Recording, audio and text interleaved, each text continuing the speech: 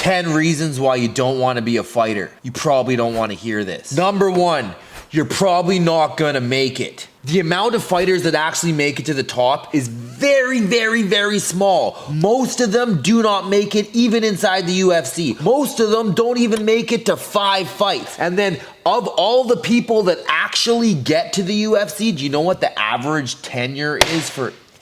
Do you know what the average tenure is for a UFC fighter? It's 1 year or 2 fights. That's the average length of time an MMA fighter stays in the UFC. And then outside the UFC, there's nothing to do. Number 2, you're probably gonna get brain damage. You get points for damaging your opponent. A lot of people think, oh, takedown score points, oh, octagon control. That doesn't matter unless damage is even. So the only actual points that happen in MMA are for damage, which means you're going to get damage. And if you suck at defense, which most fighters suck at defense, it's frowned upon in the UFC to have a good defense. I speak from experience on that because I have a good defense and they hated me for it. You're likely going to end up with personality altering CTE when you're done your career at 35, and then you still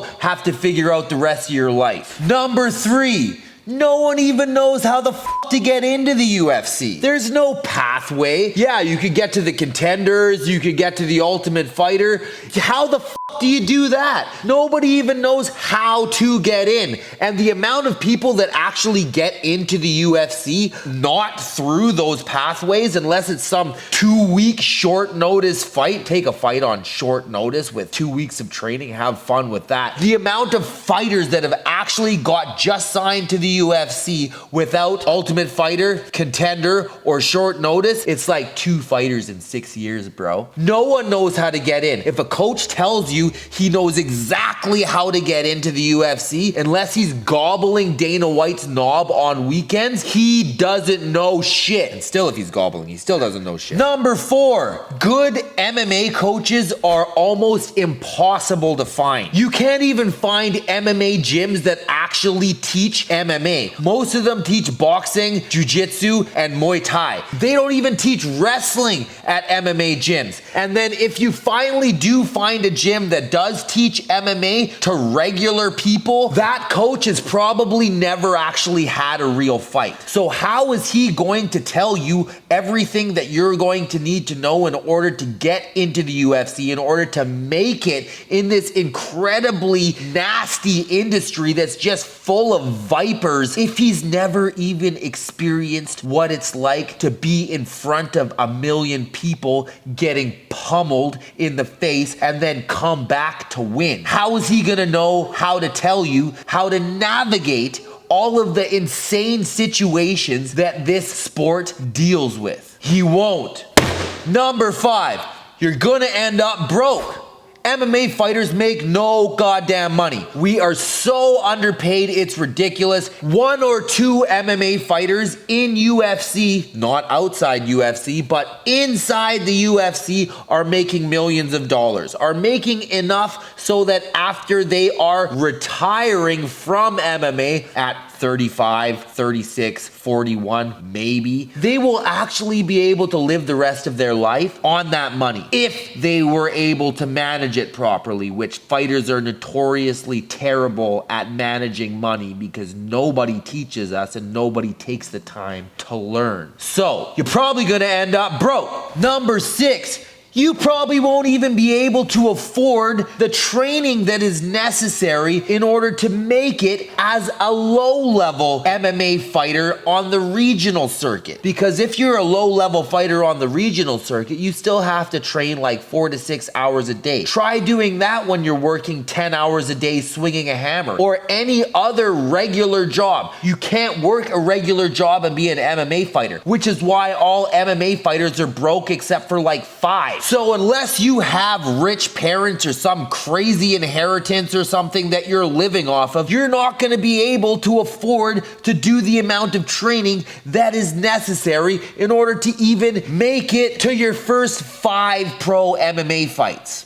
Number 7, you probably don't even have the temperament to be an actual MMA fighter. Real fighters have some kind of crazy savagery that's within them. They have some sort of evil darkness that's within them that they can unleash and get these crazy savage finishes on people. Go watch Jose Pele Landy John. This is the most savage fighter in all existence, of all eternity. If you look at this man and you don't see him and be like, I want to fight people like that, you don't have the temperament to be an MMA fighter.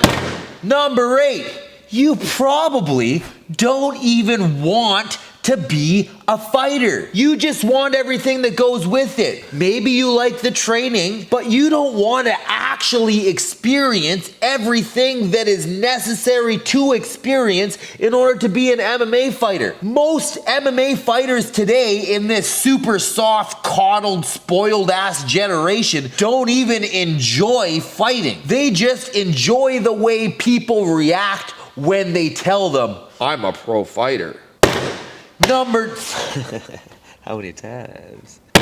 Number 9, you likely do not have the determination required in order to be an MMA fighter. This is one of, if not the hardest career in all of sports, quote unquote sports. MMA is not a sport. The amount of hardship, the amount of injuries, the lack of financial support, the inability to provide for oneself, the inability to raise a family, the inability to pay for food for your kids. You don't want to go through that. You don't want to go through all the terrible situations that almost every single fighter has to go through in order to make it to the top. Save yourself. Don't be a fighter. Number 10, you have not experienced enough trauma. The only way that you will want to be an MMA fighter, the only way that you will have the temperament, the willingness to be broke, the willingness to deal with all these nasty situations, the determination, the mindset, the only way that you will have all of these things is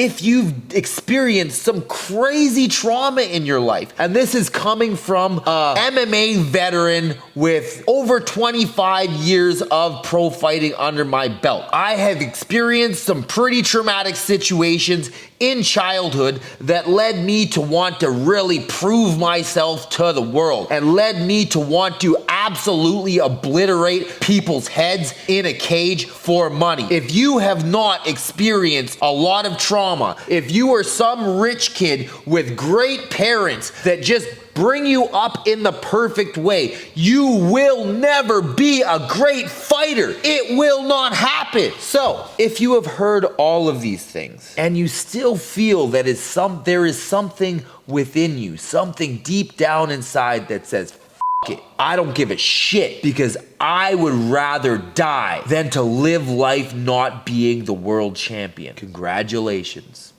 You've just won the worst lottery in the entire world and are about to embark on the hardest journey in the existence of sport.